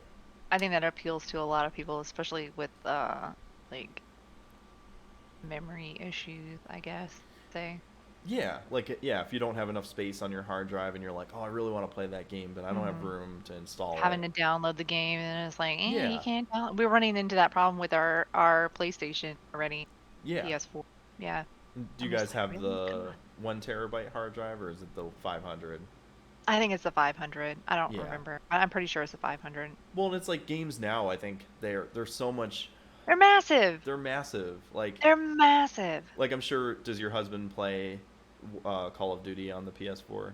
He used to. So we bought an Oculus, and he's been on that thing. He's actually on it right now. You got the Quest 2, or? Yeah. Oh, nice. Yeah, so but it's just like the saves and having to download, and it's a lot. And we ran into Yeah, the same issue with the Switch, and then we bought a card, I think, to and expand it's the been memory. okay. Yeah, it's been Yeah. okay. I think we still have to get rid of some things if we want to download Yeah, the games on the more, but Switch don't take up a ton of memory, but it does add up quick, when you're yeah. like installing games. But on like PlayStation 4, like I remember Red Dead 2 was like over 100 gigs, Mm-hmm.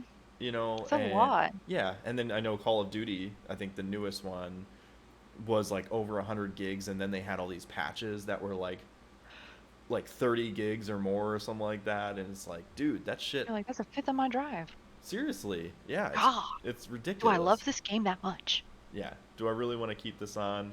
I know, and I've just had to like uninstall games. Like I'm not Mm-hmm. playing it currently, and I want to go back to it, but I'll just have to reinstall it when I'm ready to go back to it because Yeah. I want to play this other game instead. Yeah. I Um, think that's the drawback of digital versus physical. But even the physical nowadays, you have to download that's too. one thing. Yeah, and I wanted to mention that actually Blows my about the mind. PS5. So we bought the physical edition of Ratchet and Clank, the new one, and it took longer to copy all of the data from the disc than if I were to install it, If you were to do the just digital. download the digital version. That's And so there was crazy. and there wasn't at any point, like when I was downloading any digital games, it tells you like you can play it after this percentage. It didn't even say that with copying it from the disc. Like it was like you have to wait until this entire thing is done Until it's copying completely done. to play it. And I was Wow. like, what is the fucking point anymore now? What's Like the point? Yeah, it's really only for the physical collection nowadays. Just I just to don't know. have it. I mean, and you To need to have have it. the disc in it to play it. Like Yeah. just to verify Even that though you you own the downloaded game. the entire effing game. Yeah, and I think that's just so you're not like, oh, well, I'm going to give this disc now to somebody else, and I don't need it Yeah, anymore you can because I already have download it it. installed, Yeah. which I think is Yeah. so dumb. Like, I mean, nowadays, like, most of the time I just buy a physical copy if it's part of a collector's edition. That's really the only time I buy physical versions anymore, or if it's like a game that I really love, and I know that I want the physical copy because I'm like, oh, I Yeah. love this so much.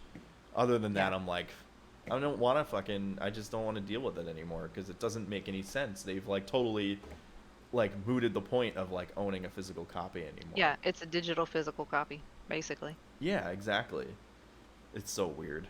Mm. Let's see here. I did talk about the Steam Deck. Oh, so we got 2 more points here, and you got like 15 minutes. 15 minutes. I think Go. we can make this happen. So I wanted to talk about this just because this is like really awesome. No Man's Sky is celebrating their 5 year because they're coming out with like a new update called Frontiers. And I think this is just really awesome. Um, Going from like the beginning of when No Man's Sky came out 5 years ago, being like, Yeah. this is gonna be the vision of this game. Everybody fucking shat on them. And it was shit. They were like, it's shit. And it was in the beginning like it was missing so much. There was so much wrong with it, and like it's a true like redemption story because Yeah. they buried their head in the sand. They like shut out like all social media. They fucking like put their heads to work and fucking like they made this game. Like people were bitching there wasn't enough content and all these issues with it, and now people are like praising this game Yeah, because now it's like a fan-based love song. it is like, and like I've jumped in periodically, like when they did their hugest update. I think it was like next, it was the next Yeah, update, I think so. and then Yeah. Beyond, and Beyond I think was where they added VR support, and now it's on like Oculus I think too, um, and like I that, think you're right, yeah. yeah, and I was like, and like I remember playing it with my brother, and there's a huge modding community out there for the game too, which I think is really awesome. And like me and my brother were playing modded versions. Like we have to make sure that we had the same mods on our PC in order to play together, though. That was the only like drawback.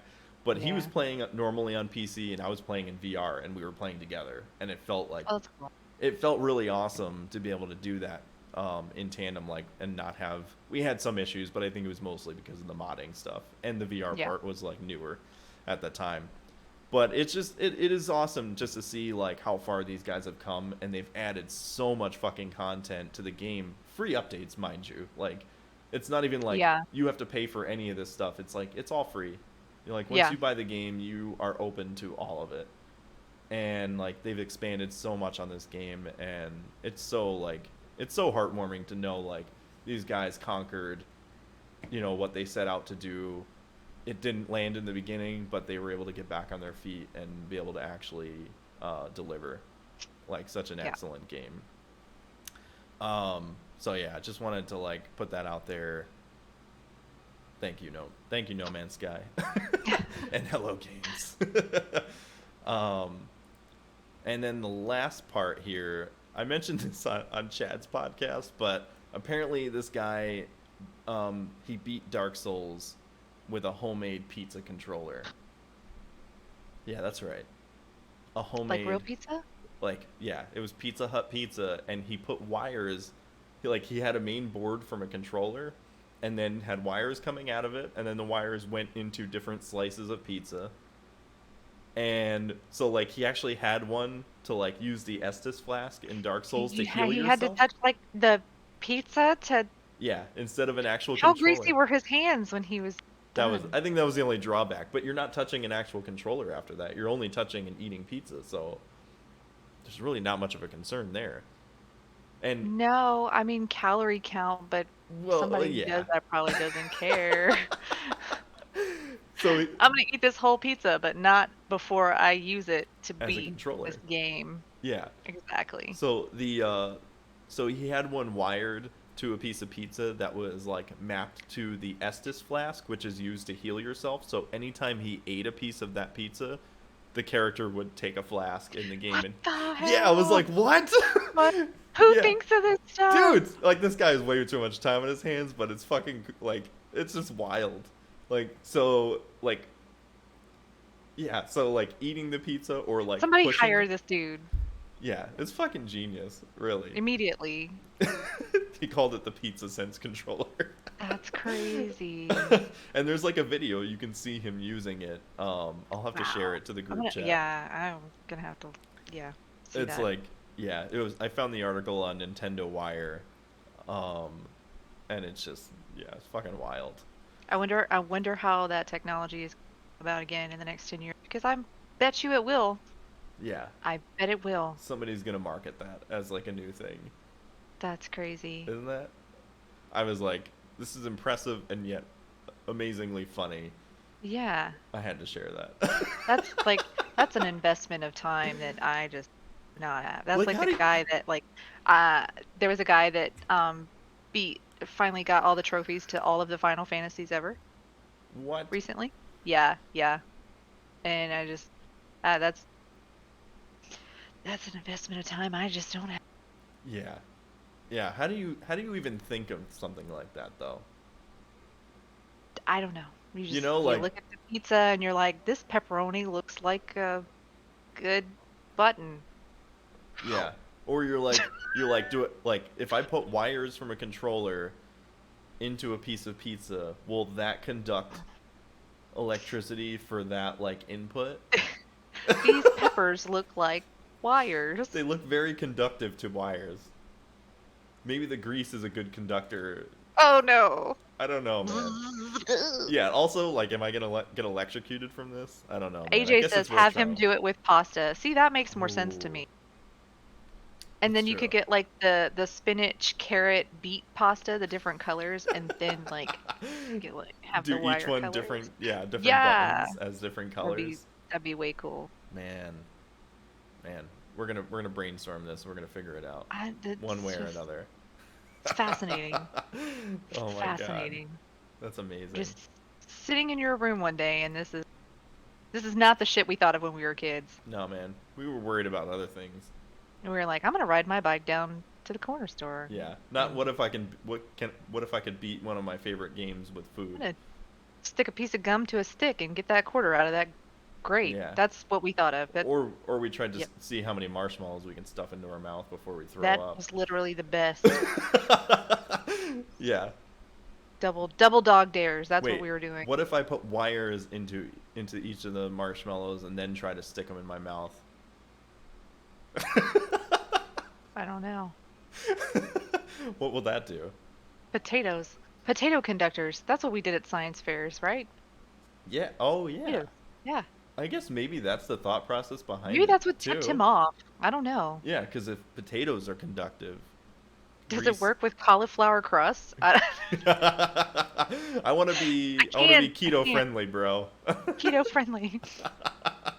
Can we do a light version? Oh my god. We can't do all this grease today, honey. Apple, we can't do the grease, okay? Go get the cauliflower crust. AJ says I do that every morning. I bet you do. And Pizza Pumpkin is Donut not says, potato, I "Pizza know. is not potato. Pizza I know, is but not you know, potato. if a potato is conductive, why can't pizza be conductive? I just want to know how pizza is conducted. There's science behind this. And what led him to this point in the first place? That's what I would like. Yeah. Maybe I should just- find this guy and bring him on the podcast and ask him these questions. You know what? He probably would not say no. He probably wouldn't. No. Would be fantastic. I'm determined. I'm gonna reach out. Do it. Do it. Oh my god, dude. That would be Do amazing. it. Oh man. Great. All right. Well, I think Leslie's got to get going. We got to everything that we wanted to, so that's awesome. So for retribution corrections, we're counting on you guys to help us build this podcast into something really great and worth your listen. So if we happen to get anything wrong or mischaracterize things from time to time, which we can do because we are human, this is your opportunity to help support us so we can set the record straight in future episodes. We're counting on you guys to hold our feet to the fire. Just don't burn us too badly. If you're watching the video versions, again, you can find the links down below or on social media, Facebook at Digital Denizens and Instagram at digital_denizens. Again, where can everybody find you at, Leslie? Instagram at Sector 7 Item Shop. Noise. Noise. Snort. Chadley, I know he left, but Chad is part of Fanboy and the Snob podcast. Again, you can find him on Instagram at Fanboy and the Snob. He's also got all of his content on YouTube, all of the audio platforms. And if you go on his Instagram, there's a link tree there, which will take you to all of the content. So please go check them out. But that is all the time that we have for today's podcast. I hope you guys enjoyed what you heard, and we truly appreciate you guys tuning in for another episode of Digital Denizens. You have no idea how much it truly means that we're able to do this podcast, that you guys listen right in, and as I always say, hit that like and subscribe button and keep your ear to the ground for more to come very soon. Thanks, guys. Thank you, Leslie, for joining me. I really appreciate it. Thank you, Chadley, into the ether. You could probably hear us with your spidey senses. All right, guys. Enjoy your day and have a wonderful one, and we will see you on the next one. Bye. Bye.